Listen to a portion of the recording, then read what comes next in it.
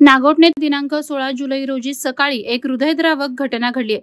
चिकणी येथील 35 वर्षीय अलका लहू जाधव या महिलेनं सकाळी 8:30च्या सुमारास अंबा नदीत उडी घेतल्याची धक्कादायक माहिती समोर आली आहे। मिळालेल्या माहितीनुसार अलका जाधव आणि तिचा पती हे दारूच्या नशेत नागोठण्याजवळील जुन्या ऐतिहासिक पुलावरून वरवटणेच्या दिशेने चालत होते।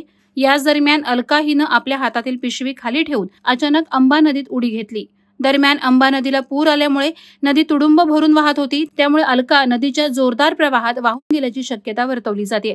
घटनेची माहिती मिळताच नागोठणे पोलीस ठाण्याचे प्रभारी अधिकारी सहाय्यक पोलीस निरीक्षक सचिन कुलकर्णी यांनी त्वरित घटनास्थळी धाव घेतली। त्यानंतर माजी आमदार अनिकेत तटकर यांच्या सहकार्याने सह्याद्री वन्यजीव संरक्षण संस्थेची रेस्क्यू टीम पाचारण करण्यात आली। या टीमचे प्रमुख सागर दहिंबेकर, स्वयंसेवकांचे 13 सदस्य आणि सहाय्यक पोलीस निरीक्षक कुलकर्णी हे स्वतः घटनास्थळी दाखल झाले। सकाळी 11:30 वाजल्यापासून महिला शोधण्याचे प्रयत्न सुरू करण्यात आले, परंतु 1.5 तासांच्या शोध मोहिमेनंतरही महिलेचा काहीही थांगपत्ता लागलेला नाही। महिलेला शोधण्यासाठी आता 2 बोटी आणि ड्रोन कॅमेरा मागवण्यात आले आहेत। जोपर्यंत महिला सापडत नाही तोपर्यंत शोध मोहीम सुरूच राहणार असे सचिन कुलकर्णी यांनी स्पष्ट केले। ही घटना संपूर्ण परिसरात खळबळ उडवणारी ठरली आहे।